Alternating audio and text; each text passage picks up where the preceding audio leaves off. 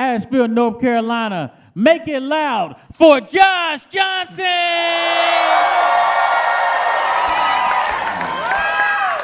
I've been very excited to come here. It's been years since I've been to Asheville, and I like being here because y'all have it all. You know, you have like street crime and woods crime. You know what I mean?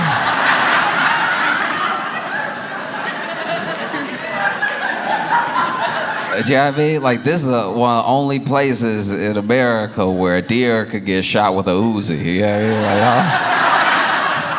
mean? Like, y'all really moving out here. No, it's incredible. I was, last time I was here, we were on the road and we were headed to a show, and there was a dude, okay, there's no good way to pop out the woods.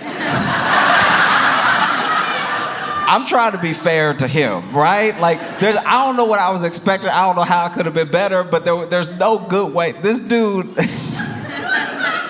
we're passing by in the car, and, things happen fast when you're on the highway and everything, but from far away until I passed him, I see this dude pop out going,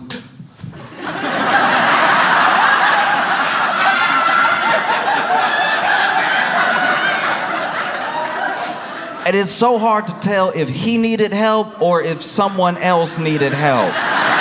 Do you know what I mean? Like, you either the victim or the assailant, but you looking like you could be equal parts right now.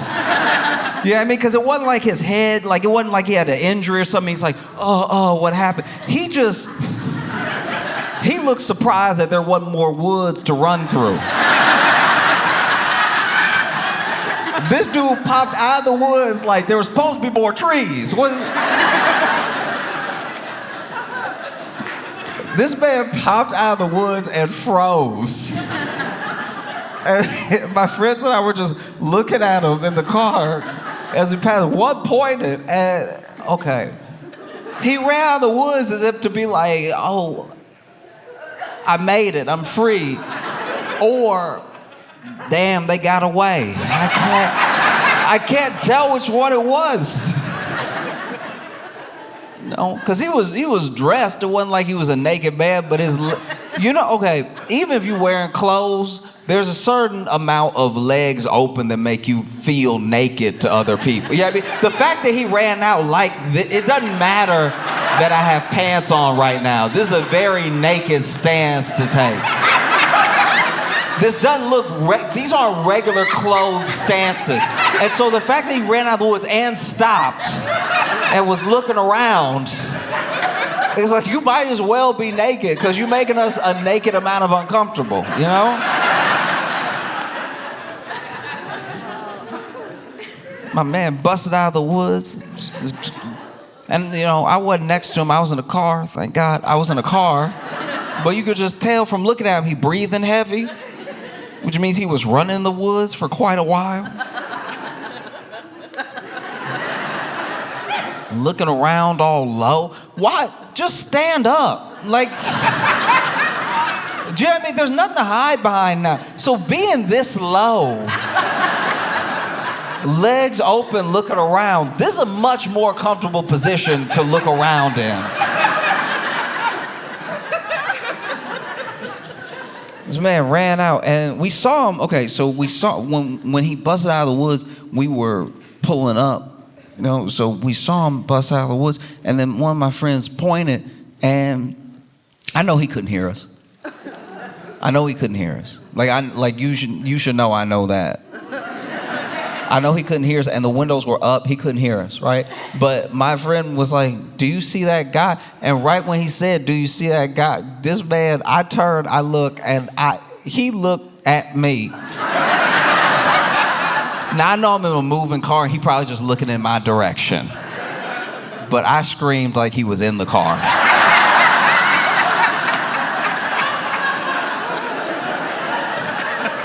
I wanted to have nothing to do. The fact that this man, I'm lit like this, and then this man, nah. Sometimes it's not the time to smile,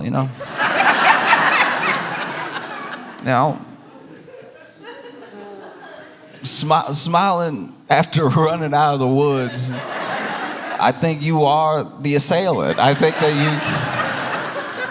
you... But no, it's great to be back. It's great to be back in Asheville with you.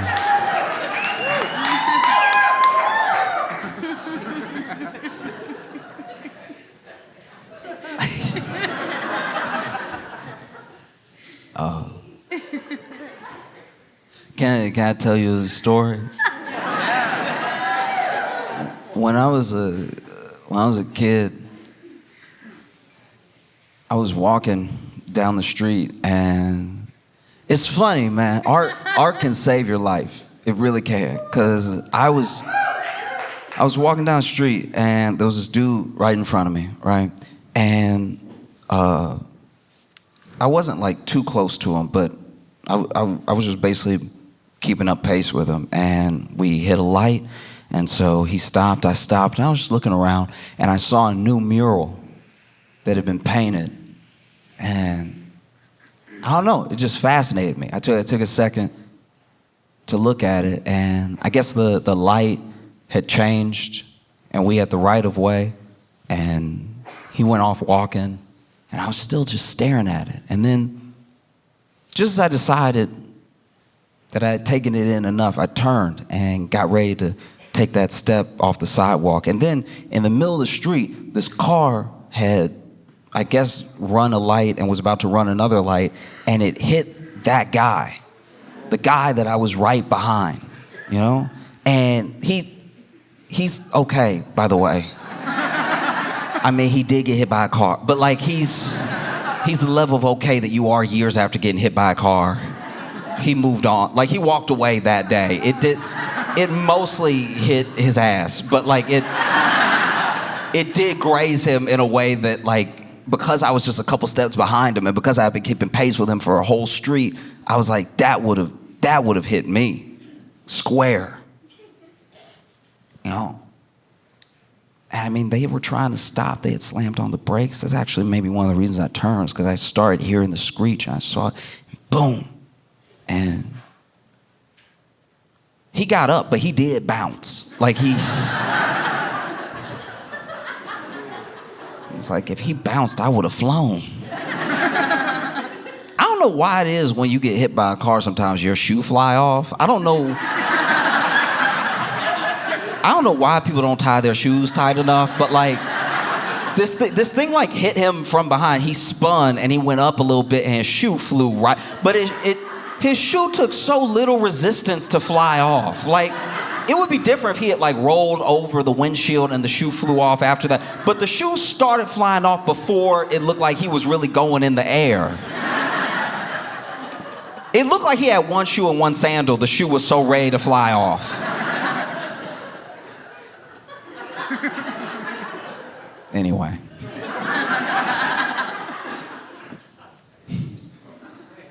I still can't get over what happened Sunday at the Super Bowl. Like I want to be clear about something, right? I watched the Super Bowl not really rooting for any one team, just sort of watching to watch. This is a big event and everything. And the Chiefs lost harder than the Eagles won. I don't know if that sentence makes enough sense, but it, like, at a certain point, I was just like, maybe I could play. Do you know what I mean? Like, I'm not good either.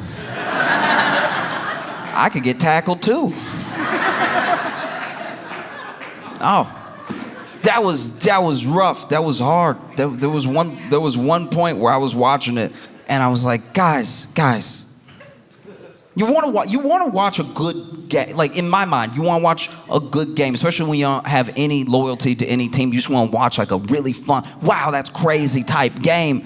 And it was such a thrashing that I was like, y'all, not in front of Taylor.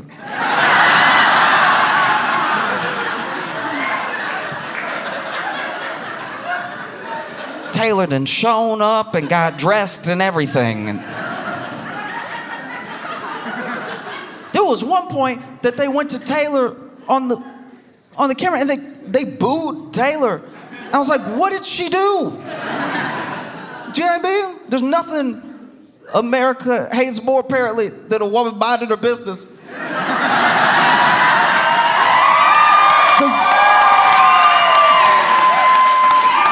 Because even she was like, I couldn't have done anything. But I tell you what, I want somebody to believe in me, to really, truly, from the bottom of their heart, believe in me the way those commentators believed the Chiefs could make a comeback. The things that I was hearing made me feel dumb. I started to feel like I didn't understand football at all the way they were talking. They were talking so wild about, so first 10 points that the Eagles got, they were like, hey, fun little fact for you. Every time the Chiefs win in a Super Bowl, they come from behind. I was like, what stat is that? All right. Okay. And then the Eagles scored another touchdown. They were like, well, it's only the first half. Anything could happen next half. It's like, all right. And then they have the halftime show. Then they come back from the halftime show, and then they're asking one of the announcers. They're asking one of the commentators, like, what was the mood like in the locker room for the Chiefs? Like, what was the plan? And the person they were talking to was like, they know. No, they know they like 34, 39, whatever points behind. They were mostly talking about that. They were like, oh, we got to go out there and correct that. That doesn't feel good at all. We got to do the opposite of that next time. Was the general mood in there, was to just be different than they were before. I think there was a little prayer. Yeah, they were in, they were in tough spirits, but they're gonna try and make a comeback in this next, because Taylor's here. We gotta do it. And it was the third quarter. Eagles scored again.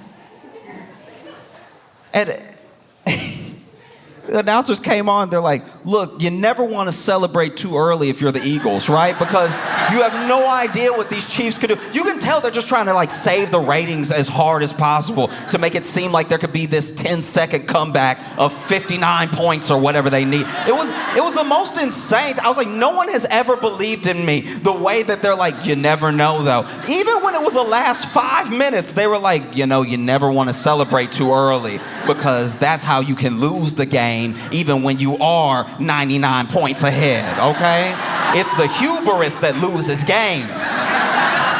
I'm sitting there like, do I not know how to count? Like, it's too many sevens away. I think they got it.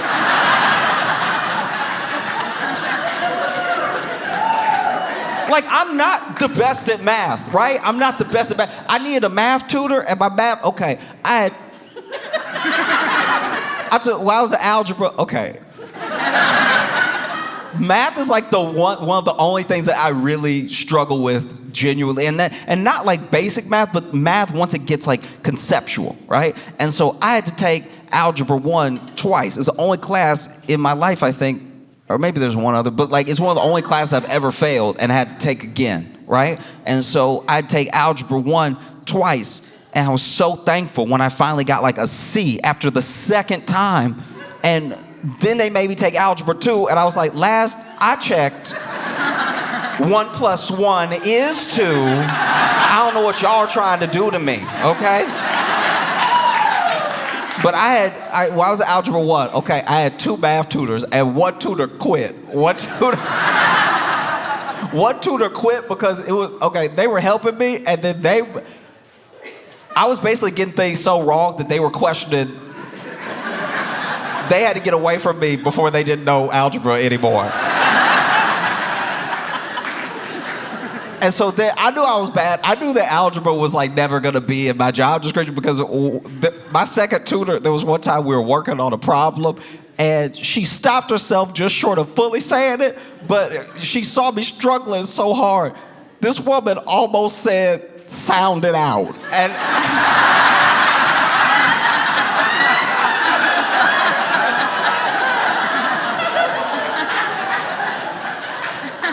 And she stopped herself, but you could tell, like, beneath the surface, there was this thing of like, I don't even know how to help right now. And don't get me wrong, I'm not judging. I hate when people look at the efforts of like elite athletes as if they're not all incredible. The Kansas City Chiefs are good. They were just bad that day against the Eagles. I throw a football like I just got an arm. So I'm not gonna be over here judging too harshly, right? It's just the way that they fought so hard. Oh no, they can pull it out. Trust me, they can do it. You know? And then my friend shared a theory with me. This was crazy. This dude told me, I was talking to my buddy David, and David said, because I told him the thing I just told you, right? I was like, I've never seen a game like that where they've tried to make it seem so even the whole time, even though the numbers were on the screen. And my buddy David said that Tom Brady was one of the ones really pushing that narrative, and he thinks that it was because Tom Brady is jaded from the fact that off of this potential three-peat, people are already calling Patrick Mahomes like a GOAT, like putting him in that conversation. And so they're like, they're basically lifting up Patrick Mahomes very quickly and very young, very like, you could even maybe say a little early in his career for the GOAT conversation. And then Tom Brady, who's obsessed with the game and gave so much of his life to it, sees that and feels some type of way. And so he was basically telling me that every time they did that, that was actually just Tom Brady digging in. And I watched some of it again, and I think he might be right. Because it was coming off hella sassy when you watch it back with that context. Like when you see Tom Brady commentating on the game, he's like, yeah, Mahomes. I mean, you never know with these Kansas City Chiefs and how good Mahomes is. Maybe he can come back from 30 points. I mean, maybe he's just that good. We don't know, right? A lot of people are calling him the GOAT. I mean, not today, but a lot of people are calling him the GOAT.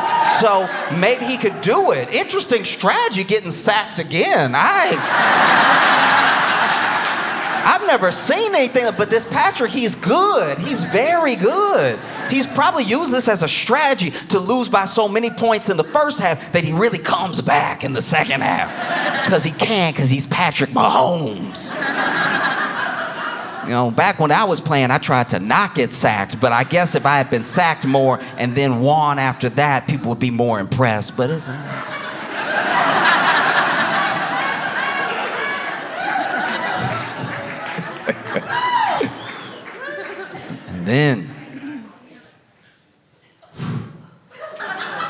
And then you had the Super Bowl halftime show.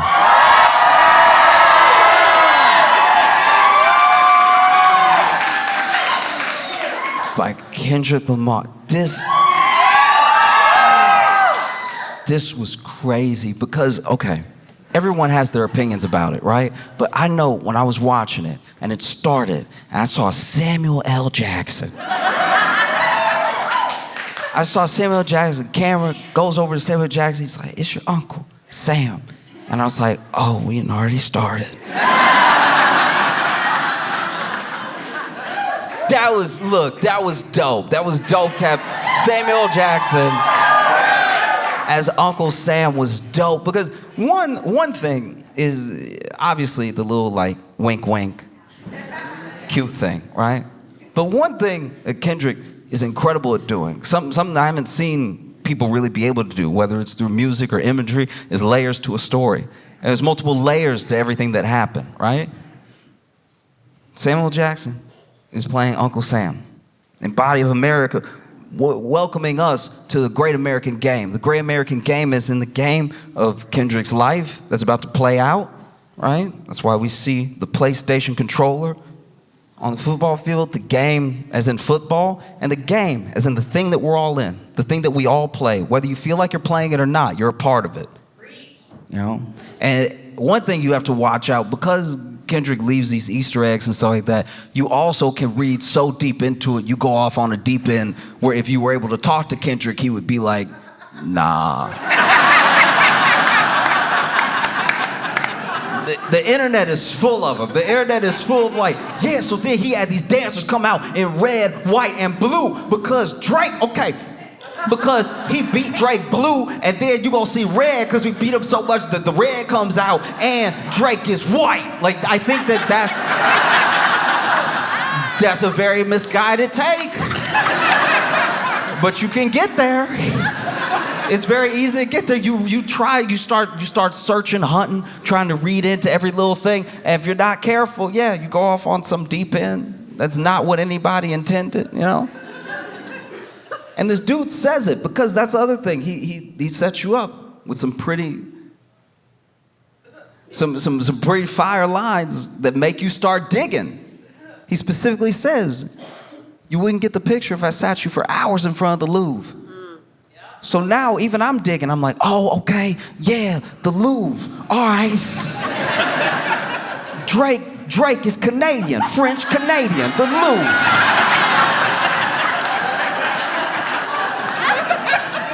Yeah, French Canadian, the Louvre, like in France where they keep the art, but Drake's not an artist, no.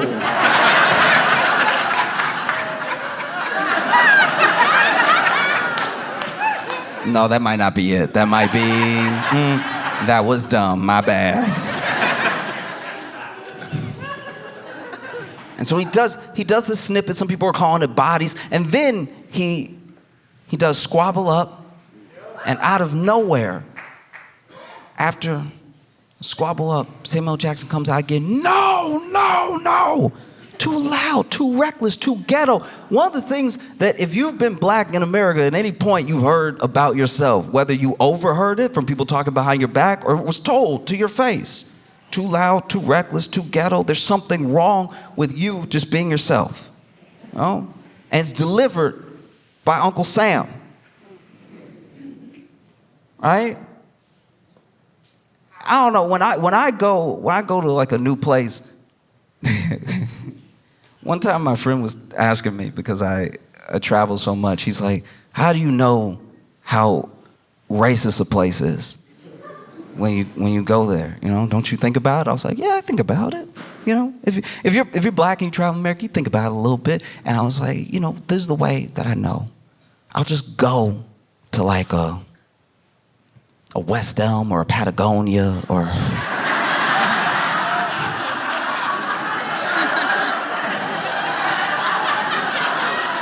a Lululemon, or I'll just walk in and look around, do a little shopping, and just smile at people. And however long it takes them to smile back is probably how much danger I'm in. You know, you go into Patagonia, you smiling at everybody, hey, and you get a couple smiles back quick. You're like, all right. We're safe. But if you walk into a West Elm and everybody just looking,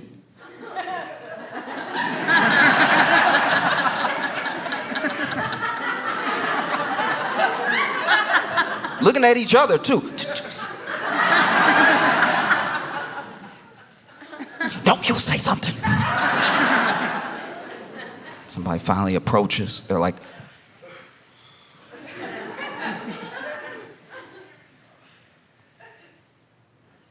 can I help you? I know we're not staying there tonight. So then this dude, Uncle Sam, Samuel Jackson, tells him, tighten up. He asks him, Mr. Lamar, do you really know how to play the game? Do you really know how to navigate? Do you really know what's expected of you? Do you really know what to do next? Then tighten up. And that's a wild conversation to have with someone who maybe even thinks they're helping you, right? Because that's been told to me in different ways by lots of people. Like, tighten up, watch yourself. Don't be too loud, too ghetto, too reckless, you know what I mean? And sometimes it's white people, sure, but sometimes it's older black people that I know that just want you to be safe because they know how the game is played, right? Because I don't know if you can tell by looking at me, but I'm not exactly a hard individual.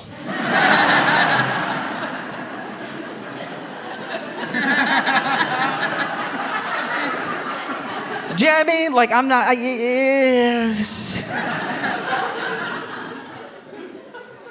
You know what I mean? Not only am I not a hard individual, I remember one time, my mama tried to raise me to be a gentleman. And there was this one time, I was in college, and I'm working on a group project, and one of our classmates was ready to go to her car, and she was like, hey, does anybody mind walking me to my car? And I was like, yeah. And then she was like, does anybody mind walking us to my car?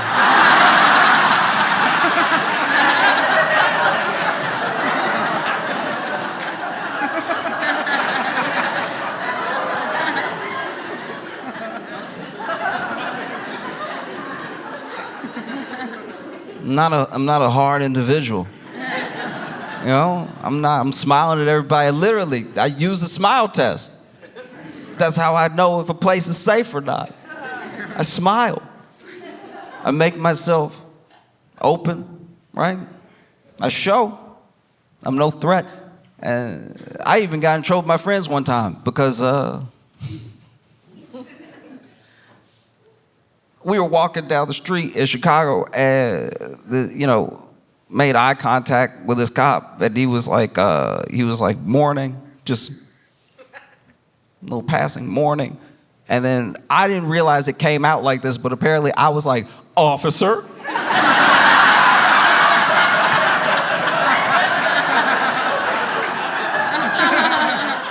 I don't remember it like that, but apparently that's how I sounded. My friends were very upset with me.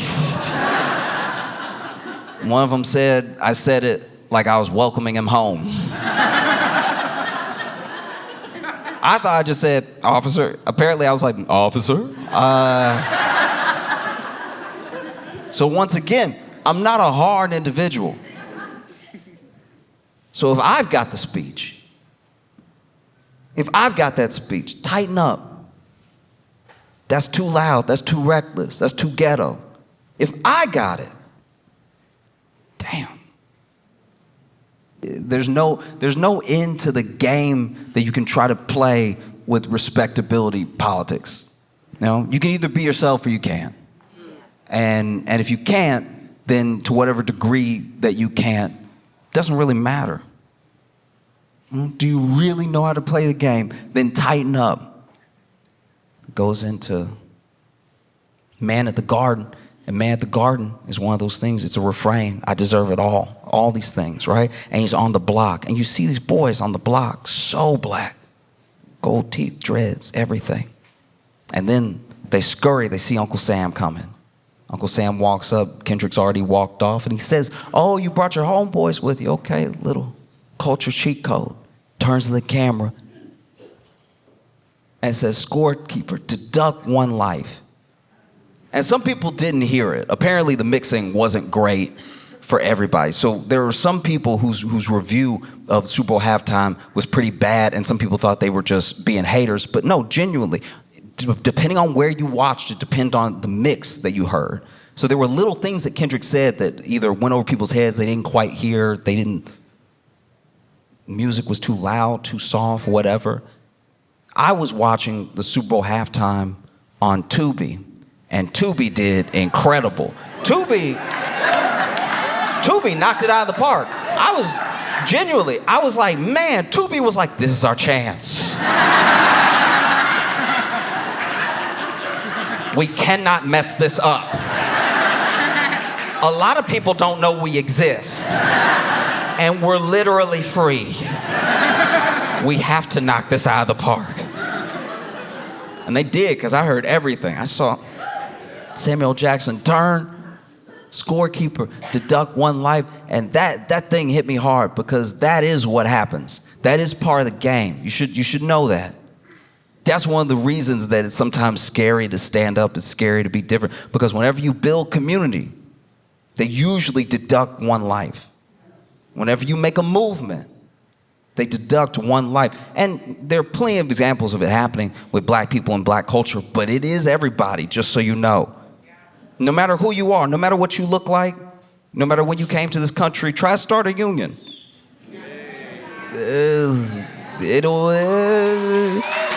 And look, it might not be you. They might miss. But it is what happens. Deduct one life. And it's wild to hear Samuel Jackson deliver that line, because Samuel Jackson was an usher at Martin Luther King's funeral. Right? Like, Samuel Jackson used to be way more militant. And I'm not saying he's not now. I'm just saying, like, back in the day, he was about that action. He'd lock you in a room and wait till you came to your senses. So then they go to Peekaboo. I don't know, it's just funny to me what Kendrick just played Peekaboo.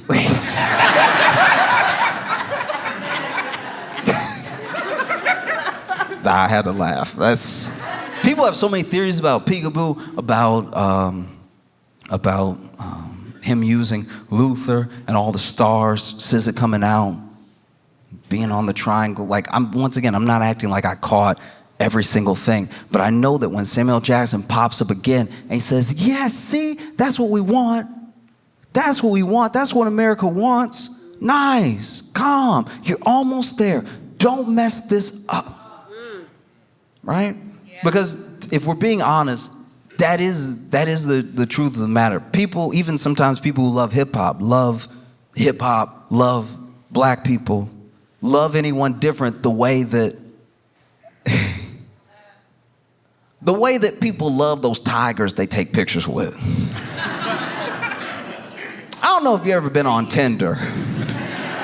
But every once in a while on Tinder, there'll be somebody with one of their pictures is just them next to a full-blown tiger, hugging them. And the tiger's sedated as hell. The tiger is over here.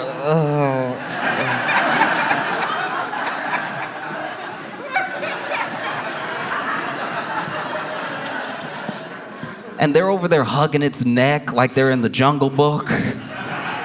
Like, we have to protect these beautiful animals, all right? We have to preserve their way of life. Oh, shoot him again. Shoot him again with the dart. He looked like he was opening his eyes for a second.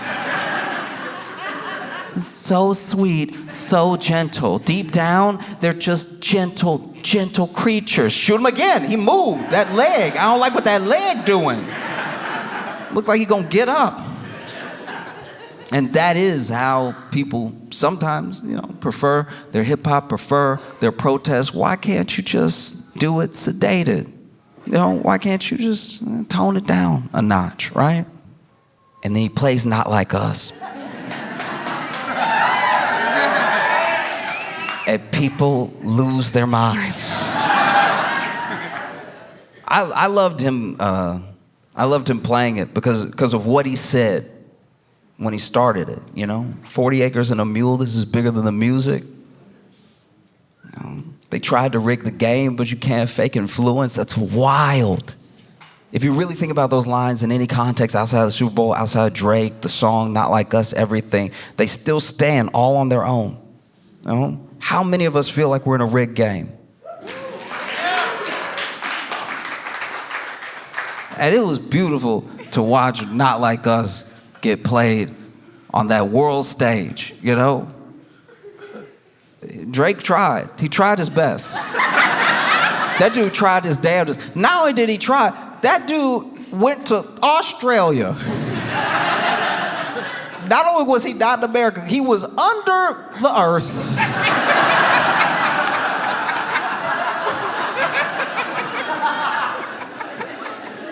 This man went under earth to do, to his credit, I'm not acting like he's not a big artist. I'm not acting like he doesn't have an album dropping this weekend. I'm saying, like, this dude went under the earth to do an arena show just to make sure at least these people aren't watching the Super Bowl.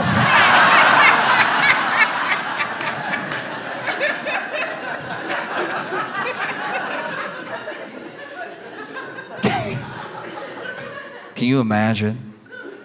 You go to that Anita Max Win tour. paid extra for tickets. You pretty close, and you get a little curious.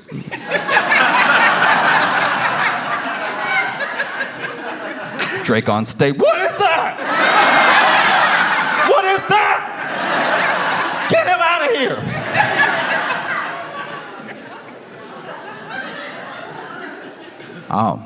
Then, you had that dude. That dude performed Not Like Us. When I was like 2 years ago, I went to visit my friend. Now, my friend had a baby years before that. By the time I met his kid was 5, because we hadn't seen each other a really long time. And cutest kid. It's crazy that my friends are having kids because I can see, you ever see somebody who looks so perfectly like a mix of their parents? You see perfectly both of those people in this new person.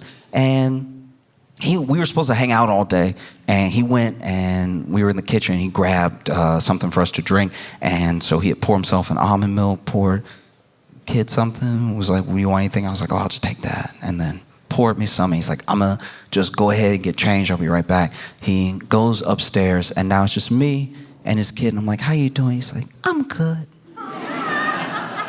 And it's crazy, because he even had I'm just meeting this kid, but he already had my buddy's mannerism. Just that shoulder thing. "I'm good." It's exactly like his dad. "I'm good." I was like, "Oh, okay. You having a good day?" He's like, "Yeah." You know, it's like, "You excited? I think we're gonna go to the zoo or something." He's like, "Yeah, sure, I'm excited. Be fun, you know." And then he turned around and he knocked my milk over.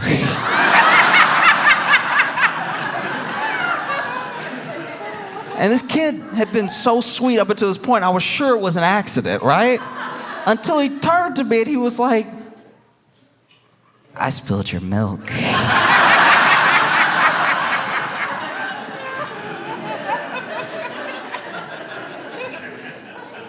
And when I tell you that thing was imprinted on my memory, I had actually forgotten about it for these 2 years. Until Kendrick said, "Say, Drake."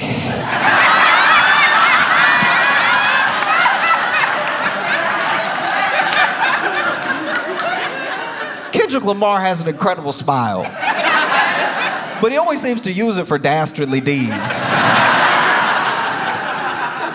This man said, "Say, Drake." I haven't been that scared. I know he was talking to Drake, but even I was at home like, ooh. That man whipped around and said, "Say, Drake," like he just ran out of the woods.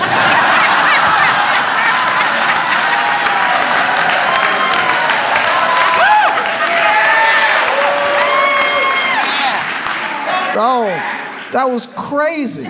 That was insane. "Say, Drake." And then you see a glimpse of Serena.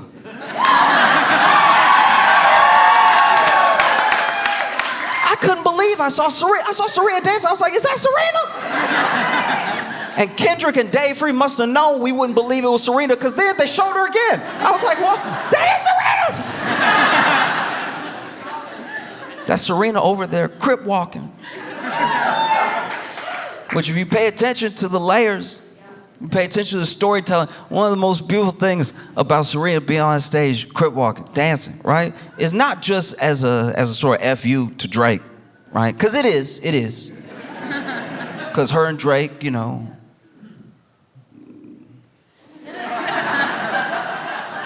And then Serena moved on, and Drake couldn't handle it. A lot of people think that Kendrick Lamar is Drake's kryptonite, and he really isn't.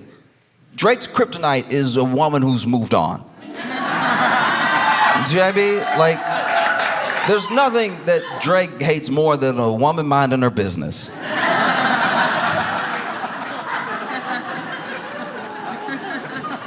And so he would make songs, little sneak disses at Serena, little sneak disses at Rihanna, all this stuff, right? He loves beefing with women who have moved on.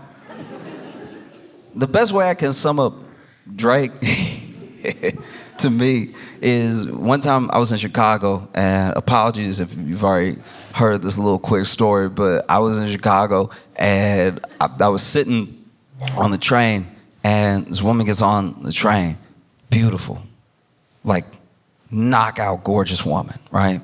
And she ended up sitting next to me, and then this other dude gets on the train, and he's sitting across from us, and he tries to holler, you know, he's like, hey, sweet thing, how you doing, right? Now, this dude, to be fair, was very good looking. He was very good looking. Like when I looked up at him, I was like, oh, you two would make sense. Very good looking dude, put together, everything.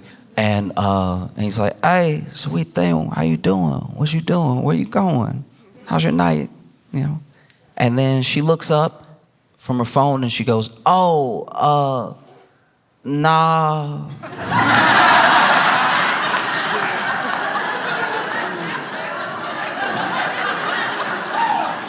And I hated that I was sitting next to her because I had to turn all the way around.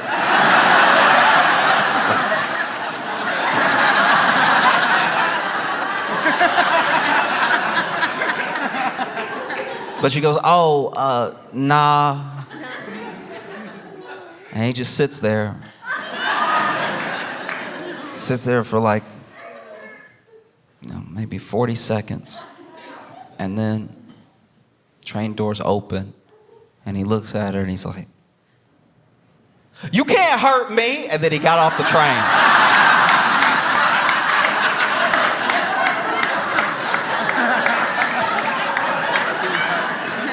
And that's what a lot of Drake beefs with women feel like to me.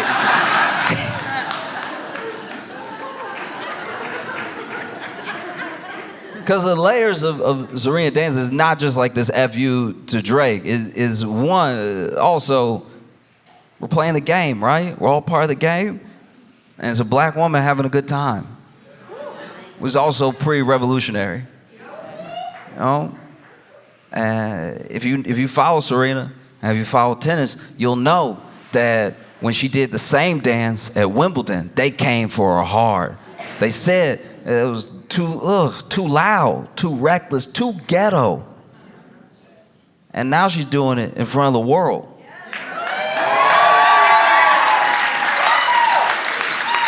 In front of the world with nothing but joy and people cheering her on, right? Giving us full circle moments. I thought that was so dope. You know? I even tried to do it. I hurt myself.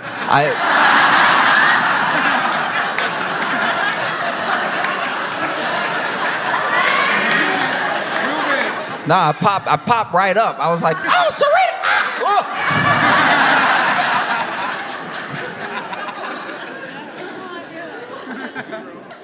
And I think that one of the most revolutionary things you can do is just have joy. Just have a good time. I watch so many people just having fun. I watch people watch it and have fun. That warmed my heart just to see so many people having a good time. I know it wasn't for everybody. I know there were some people that thought it was boring, they didn't like it or whatever. And he said ahead of time, you wouldn't get the picture if I sat you for hours in front of the Louvre. So it may not be for you, and that's okay. But I watched so many people have such a good time. It was dope, you know? And it's more than fitting. It's a blessing. It's an honor to talk with you about this, about black music, about black joy at the Orange Peel in Asheville, North Carolina, a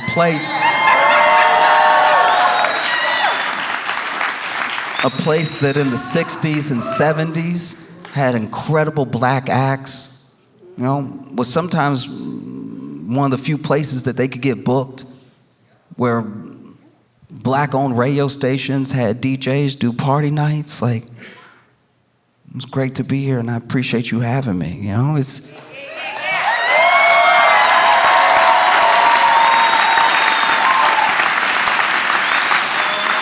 I think that for the most part, when I think about the halftime show, and when I rewatch it for the 100th time, There were so many people that were critical of Kendrick. It should have been more. He should have done more. He should have like gone up there, been more militant. He should have done this, should have done this. And it's like, look, can I just tell you, I'm not trying to be a bummer when I say this, but like everything you've ever watched that ever went out on a broadcast that you thought was revolutionary or you thought was ultra militant was approved for you to see by a corporate lawyer. Like all of it was, you know? In fact, whenever a moment gets through that's not that thing, that person usually faces swift consequences. There are so many people that are like, no, he didn't go far enough. He could have done so much more. And it's like, look, I understand. That's what people are saying. But if you really believe that, if you really believe that he should have done so much more, I can tell you this, art can save your life. Art can absolutely save your life. I believe it from the bottom of my heart. But believe me when I tell you that entertainment will never be your salvation. All right? Art can save your life, but entertainment by and large is escapism. And no one has ever escaped their chains by forgetting they were there.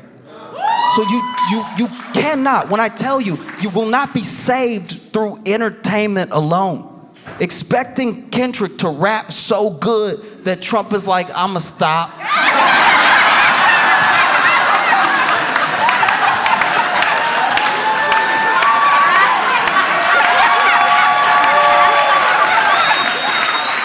Like, be serious. If you really believe that, if you really believe he didn't go far enough, he didn't do enough, there was so much more he could have done, forget the symbolism, forget the double entendres. He should have spoke plainly. He should have put it all out there. I have great news for you. There are these things called books, right? There's these things called books, and every revolutionary that the government was scared enough to murder, almost all of them wrote one before they died. And they're so confident that you won't read it, they have it for free at the library.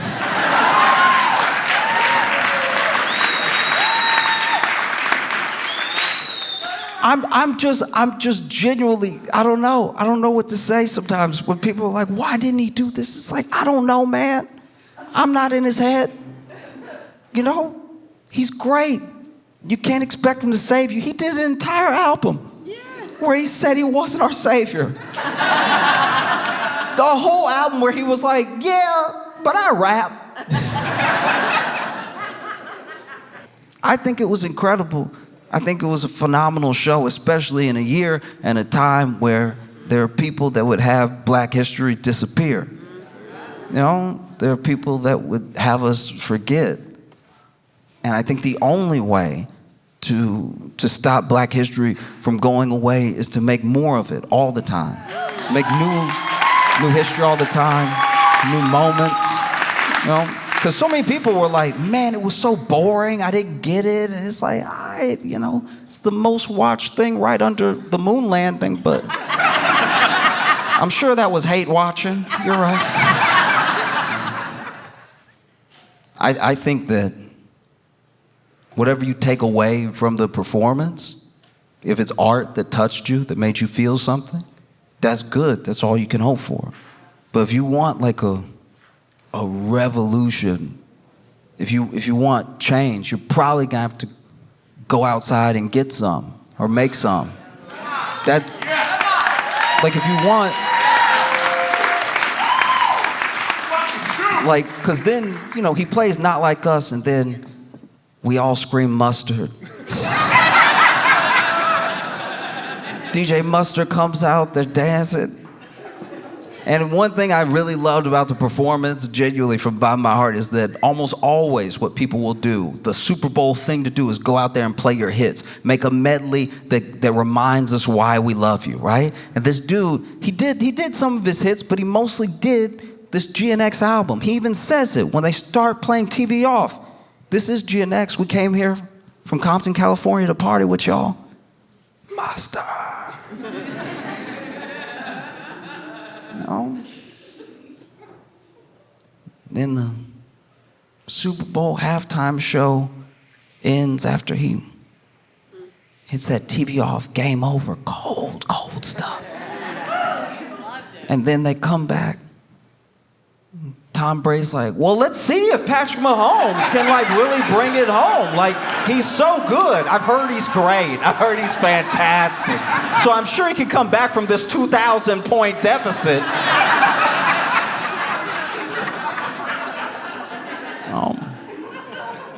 No, for real though. If you